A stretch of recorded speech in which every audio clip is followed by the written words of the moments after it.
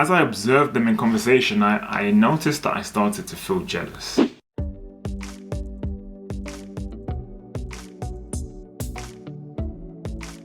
In this video, we're going to talk about 4 things that you can do starting today to drastically improve the communication in your relationships. These 4 things have been so fundamental for me, improving the way I show up in relationships, improving the way I understand my partner in relationships, improving the way that I communicate my feelings and my needs. And my partner and I have said, our communication is pretty badass at the moment. We're able to have so much capacity to listen to the other, and we're able to resolve conflict in a far quicker way than I think we would have had I not been introduced to these 4 things. And stick around to the end because it's the 4th point which really ties all of these points together. And to illustrate the 4 points, I'm going to use a personal story to demonstrate how they work. The story goes like this.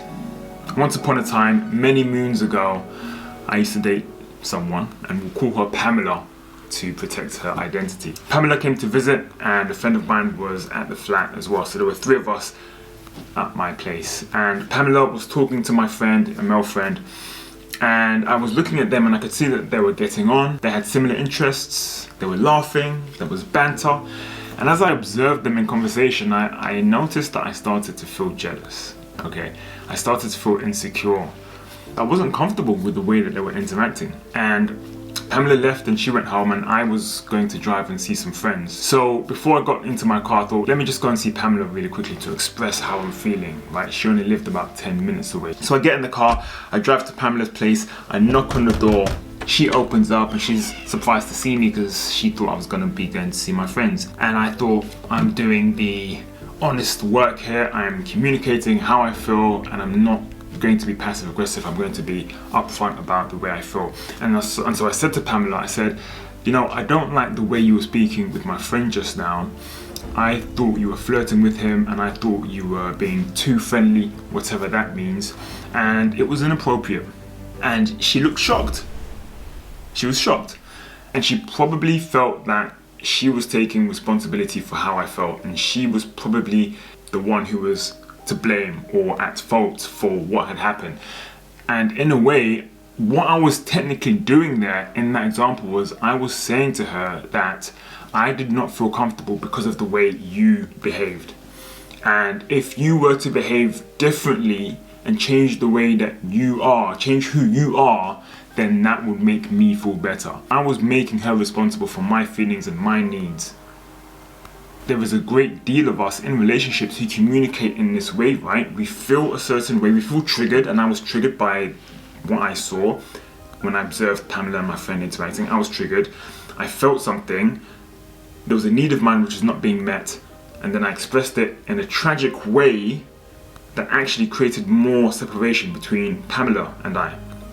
Because she felt at blame, she felt that something was wrong and she was the cause of that fault, and now she had to change who she was so that I could feel better. So how did these 4 things help, and how could they have helped in that situation? So the first thing, number 1, is making observations, right? Acknowledging the problem, acknowledging the thing that triggered me, but doing so without any judgment, doing so without any opinion, right? That's the first thing we do. So if I went back in time and I knocked on Pamela's door again, instead of casting judgment by saying you were flirting, you were too friendly, right, you were inappropriate, these are all opinions, these are all judgments. We want to avoid any judgment and any opinion. If I was making pure observations, which are just the objective things which I saw, heard, witnessed, right, the factual objective things that everybody on the planet would be able to agree with, then I would have said something along the lines of, so when you were at my flat earlier today and you were speaking to my friend, I noticed that you were speaking to him exclusively for about 5 or 10 minutes, and you were laughing with each other and you shared some stories, right? These are all facts so far. There is no opinion here, right? She was speaking to my friend, they were speaking for around 5 to 10 minutes, she was laughing, they shared stories. These are all facts. This is very different from saying you were flirting, because she and I might have a different opinion of what flirting is, right? It's very different from saying you were being too friendly, right? Because she and I might have a different opinion of what too friendly means, right? I'm just sticking to the bare facts. And the reason why this is so powerful and so important is because when we are communicating our feelings and our needs, it's important that the partner is on board and aligns with us, agrees with what we're saying. Because the moment we throw in some opinions and judgments, then suddenly what you might find is the conversation takes a shift, and suddenly we're not talking about what triggered me and how I'm feeling and what my needs are, and suddenly my partner's defending herself and saying, I wasn't being overly friendly, I wasn't being flirty. How about the time when you were flirting with my friend that time? And then the conversation goes off on a detour. So using observations, the number one point here, using observations really helps keep the conversation at a level where you are both in alignment with each other, okay? So next time you want to tell your partner what has triggered you, just use the objective, bare bones things that you noticed and keep the opinions and judgments out of the conversation. If you're not sure about whether you're casting a judgment, just ask yourself this: is this an opinion of mine? Because if it's an opinion, then it's a judgment. And an opinion is something that two people have the potential to disagree on. If it's objective, then everybody on the planet who is in that room will be able to agree with you. So stick to making observations. That's point number one. Point number two is expressing your feelings. So I've knocked on Pamela's door, I've made my observations, I've pointed out all of the facts that I noticed, and now what I want to do here is be honest about the way that I'm feeling.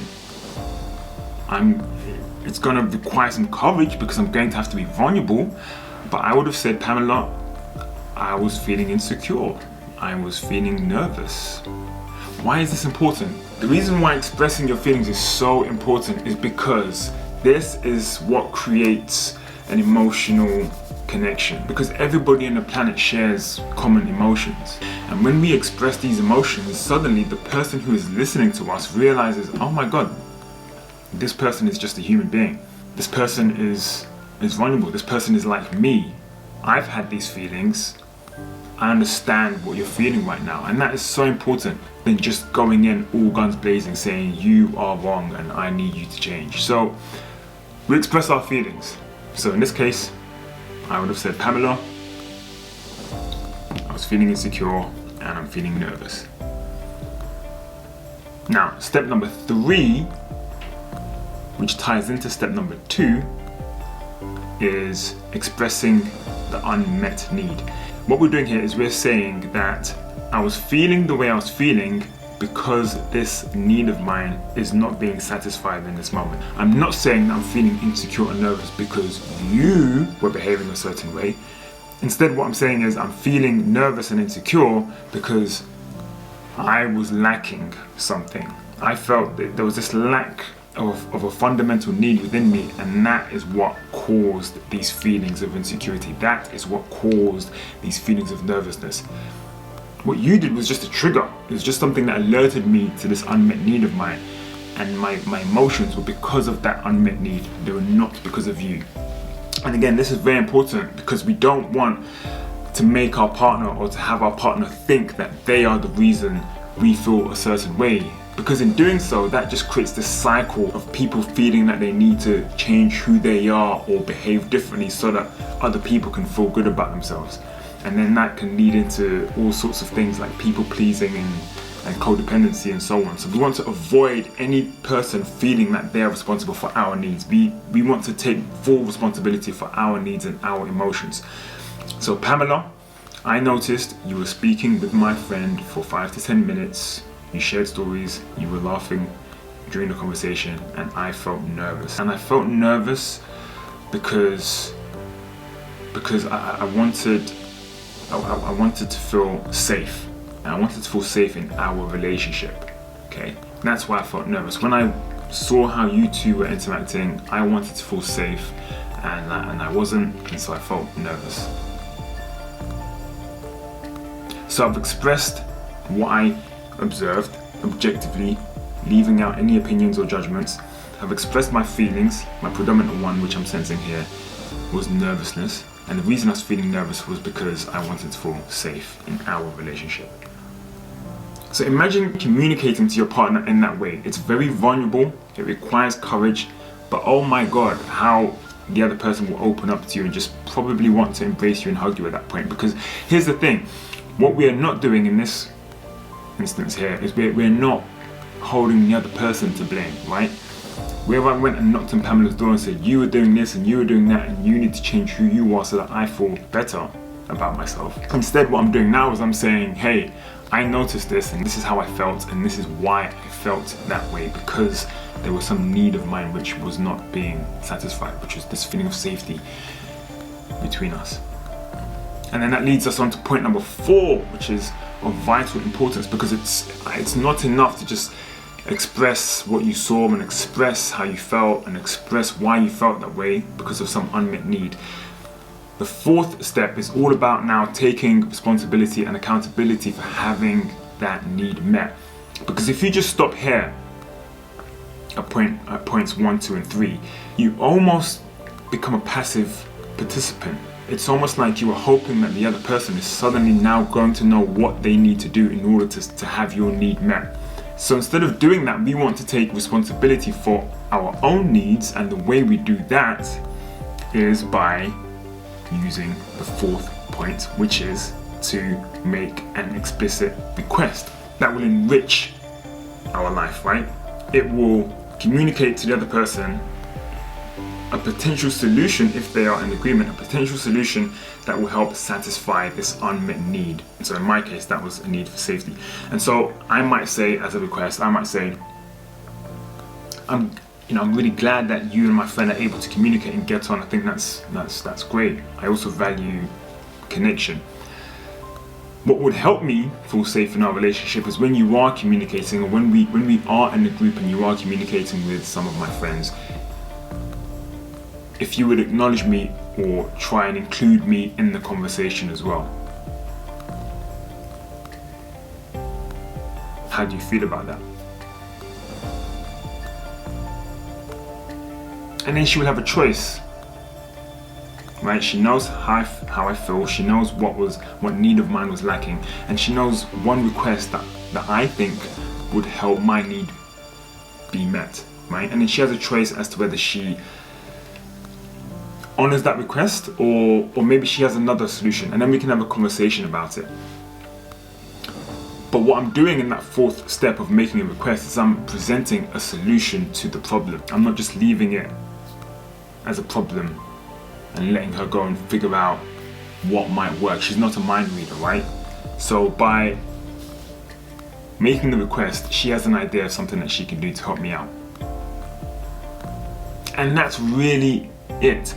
Your partner and yourself can then talk and figure out what might work, what might not work. She might feel a certain way and she might want to express herself, and if she does so by making observations, i.e. leaving out opinions and judgments, expressing what she's feeling, which supports and facilitates a connection, an emotional connection between the two of you, explains why she feels that way, which is not because of you but because of some unmet need of hers, and then offers up a request that might help her unmet need be satisfied, then you have a much clearer picture of how the two of you can move forward.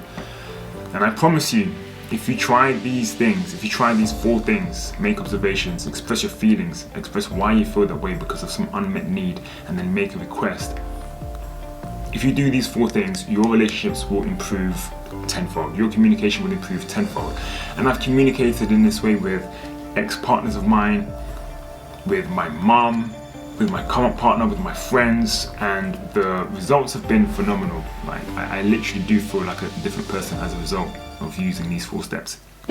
So I would love for you to give them a try. All of the things I've mentioned were inspired by a book called Nonviolent Communication by Marshall Rosenberg. I will share some information about that in the description. If you found any of this useful, please let me know by hitting the like button. If you have any comments or questions that you want to have addressed, please let me know in the comments below.